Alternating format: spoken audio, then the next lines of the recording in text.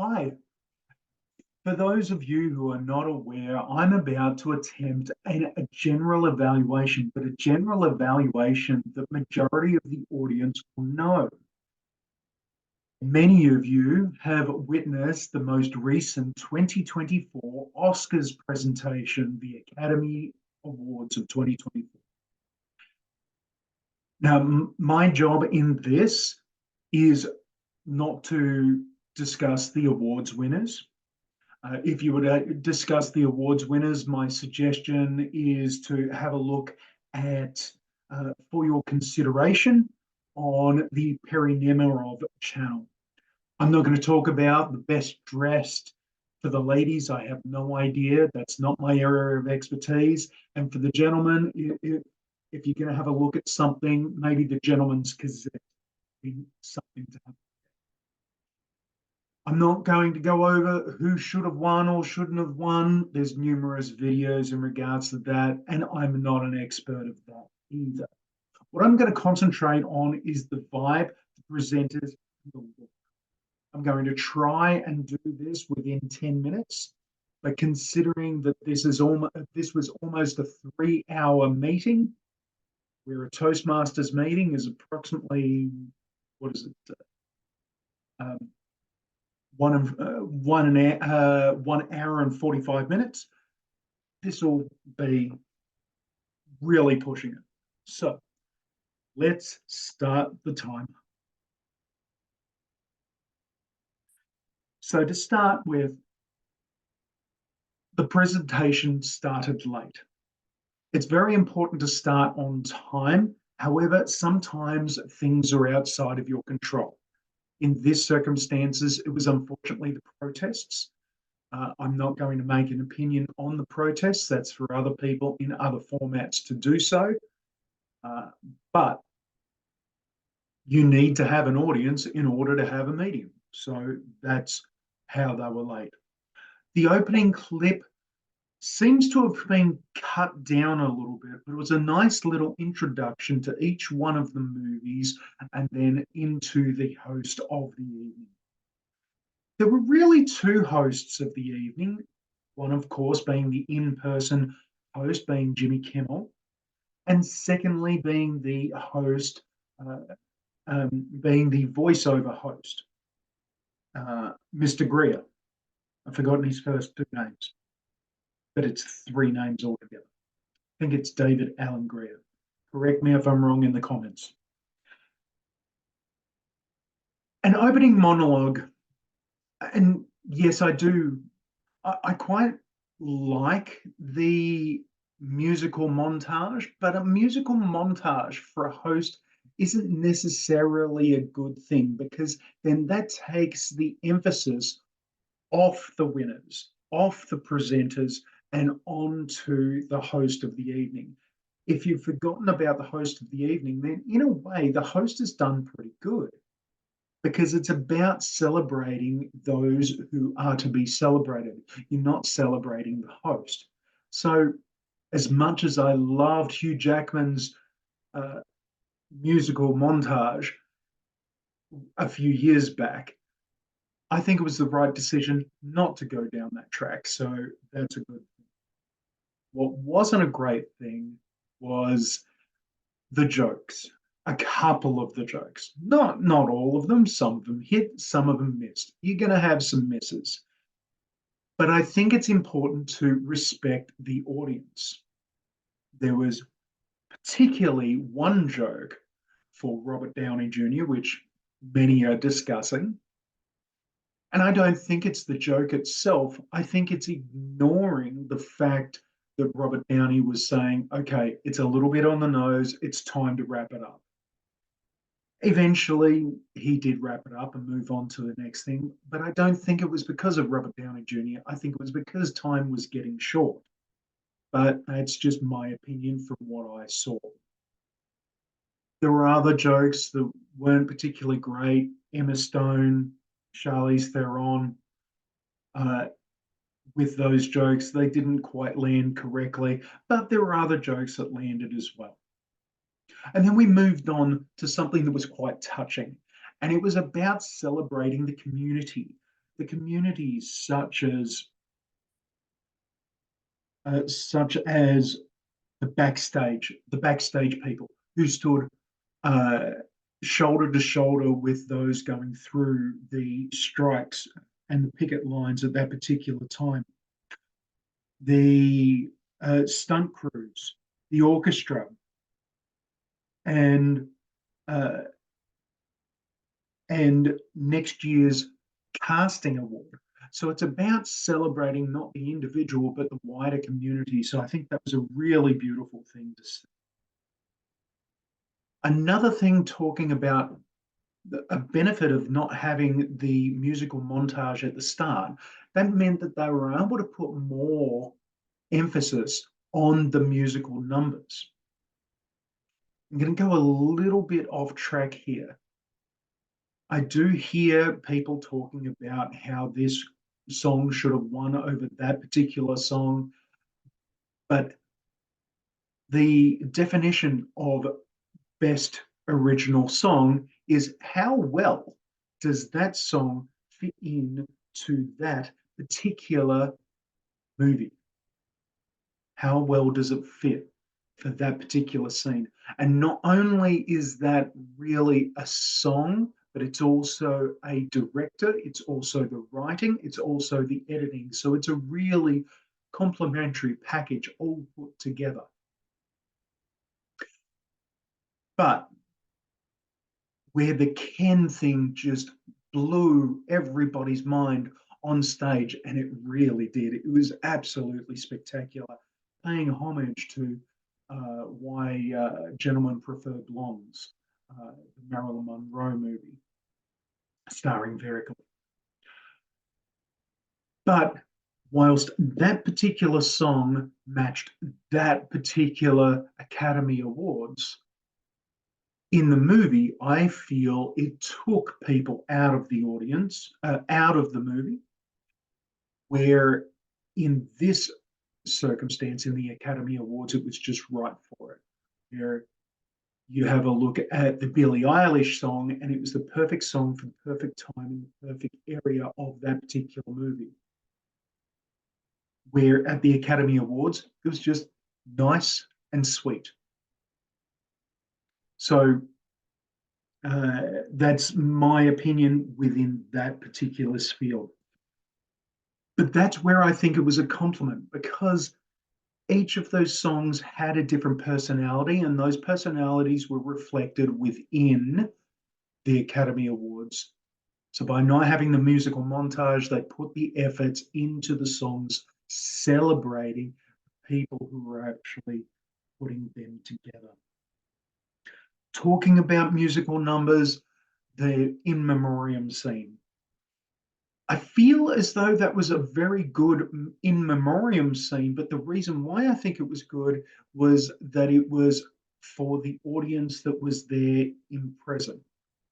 Unfortunately, it didn't consider the TV audience. And I feel there was just too much going on all at the same time, and they weren't quite sure where to stick the camera at what particular time and all the rest of it. And it was just a whole jumbled up mess. What they did do, though, a common complaint year after year after year, is that they've got a gazillion people who've unfortunately passed away during that last 12 months, and they've only got a short period of time for the telecast. So they had one screen where it had everybody's name up. Just stuck it up there, and that way everybody was put forward. I just think maybe rehearsal, timing, camera placement, maybe the theatre isn't made for TV. Maybe the theatre is made for a theatre purpose and for the audience in that theatre. I'm not quite sure. It's not my area of expertise, but something did go astray within that. So plenty of improvements that have been made, but there's more improvements to go.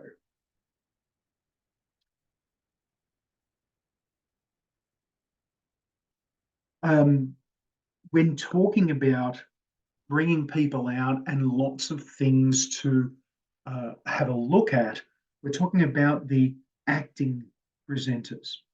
Now, I personally like the whole acting testimonial thing. I think it was really touching, in particular, some circumstances. Some felt as though they were personal, some felt as though they were sort of flimsy and clearly written by somebody else. It is what it is.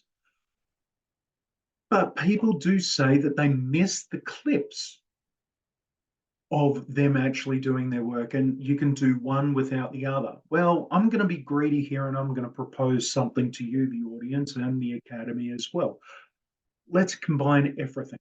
I did like that instead of the five presenters and then the sixth presenting the award, they reduced it down to five. So I think that was a smart move. You reduced time there. You didn't have the clip. You reduce time there. I'm saying incorporate the clip. What you've done this year is having the split screen. What could have been done would be have the split screen of the person doing the testimonial and the clip, but the clip without the sound, and it's just the testimonial. And then once the clip is finished, onto the face of the nominee. And I think that would have done that. And then you do that for all five, and that way you're seeing the person's, hearing the testimonial, you're seeing the person's work, and then you're seeing the person being thankful and grateful for the compliments coming their way, being thankful for the nomination, being thankful to the Academy. I think that would have been ideal if that was the way that it went. There's always next year.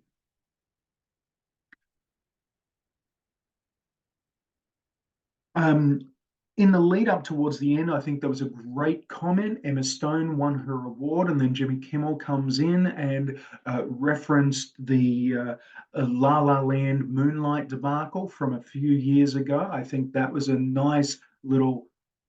I've got that in my bag. I'm going to bring that out right here. At the time, that was a joke that really landed well. That was great.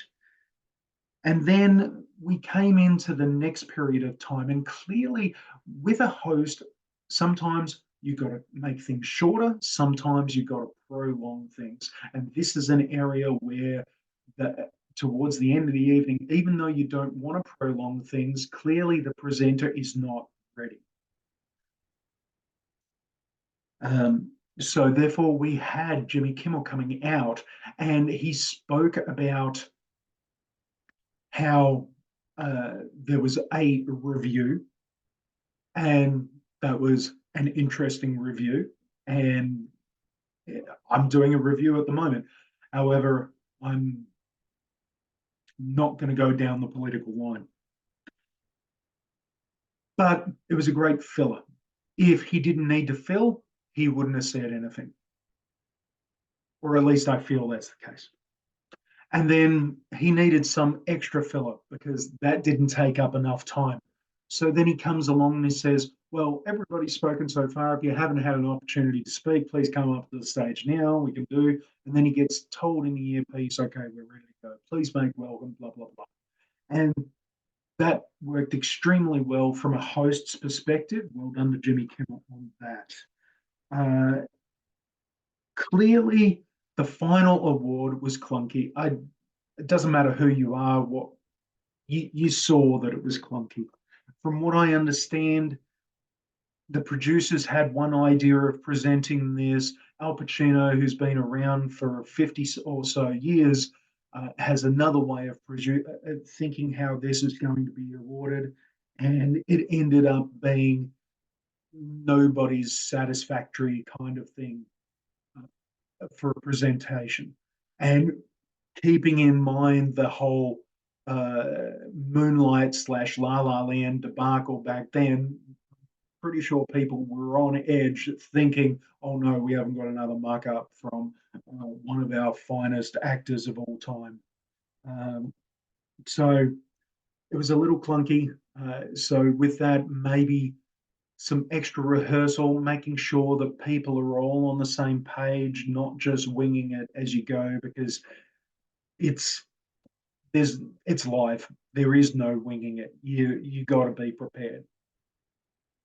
My favorite thing of the evening, and I'm going to wrap up with this, was where Paul Giamatti took the hand of the Best Supporting Actress winner up the stairs to allow her to get up there all calmly with her gown and then quickly come off.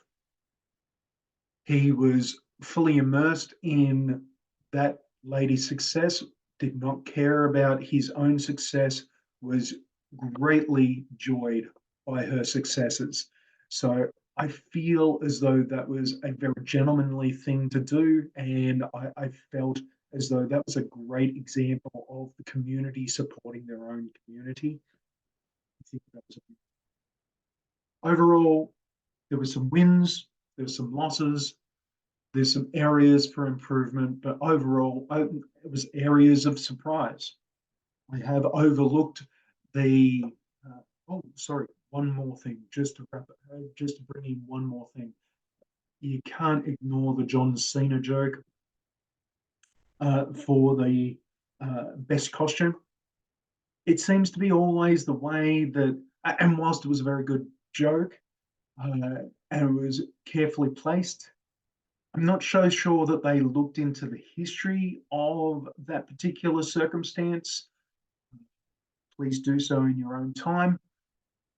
But also at the same time, costume, makeup, hairstyling, yes, it's the Crafts Awards, but it's when do they take it serious? Each year, that's an area where they try to inject the joke so the evening isn't as dry. I understand why they do it, but I do feel bad for those who win or even the nominees because people remember the bit, they don't remember the award. So that's another example of taking uh, putting the emphasis on the joke and the presenter as opposed to celebrating the winner. So that was the juxtapoint, so to speak. So, but I do agree. Overall, it was a great evening. There was plenty of surprises. Clearly, that not being dressed envelope bit was a bit of a surprise as well. But overall, I enjoyed myself. It was a little bit shorter than previous years, and time was taking into an essence. If we have a look at my timing, I've clearly gone over, but alas, I hope you enjoyed yourself.